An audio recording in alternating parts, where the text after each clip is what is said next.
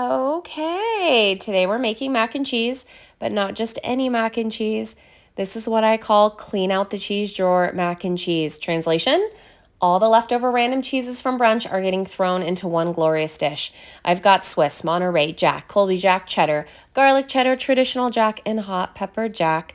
Basically, if it had Jack in the name, it's in here, okay? It's about 4 to 5 cups total, chopped up. Normally I would grate fresh is best, but today we are working smarter, not harder. You're gonna start with 1 pound of pasta. I used protein pasta because you know balance. You're gonna cook it until al dente, drain it and toss it into a 9x13 with 2 to 3 tablespoons of butter because naked noodles absolutely never. Now, it's time for us to make the sauce. Melt 4 tablespoons of butter in a pan. Toss in 3 to 4 cloves of minced garlic, and you're going to let that sizzle until fragrant.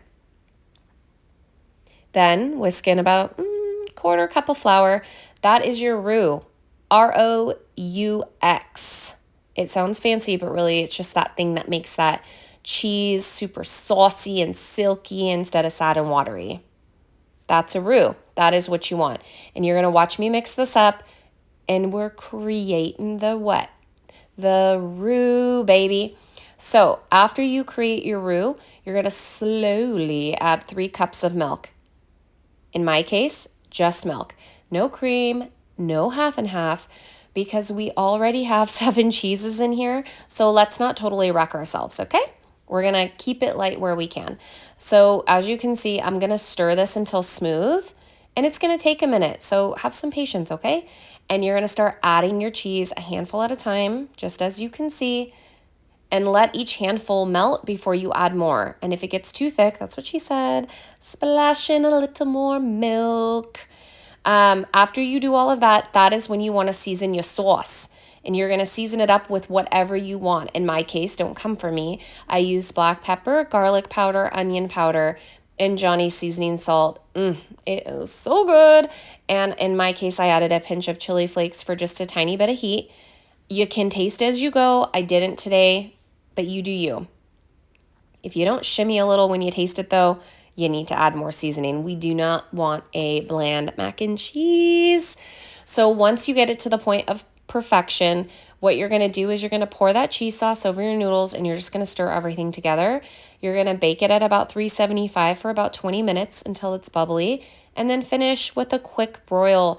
That's going to give you a golden crispy top. So pro tip, right? Those brown crunchy edges, that brown stuff that you see on top, that is what's called the chef's tax. Chef's tax. And that means that you made it and you get first dibs because that's the best part, okay?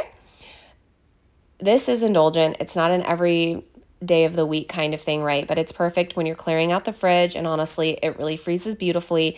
You can wrap portions tightly and stash them in the freezer for up to 3 months. Future you will thank present you on a night when you don't feel like cooking.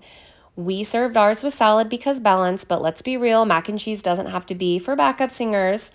A little side note, my husband's family lives in this adorable seaside town in northeast England called Hartlepool.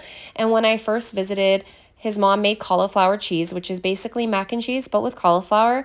And at first I was like, what? This is weird, but it's actually delicious. And I highly recommend if you want to make it even lighter, or if you have leftover cheese sauce, which in my case I did. So great way to use the cheese sauce, or if you want to just make it extra lighter and not use the pasta, okay? There you have it.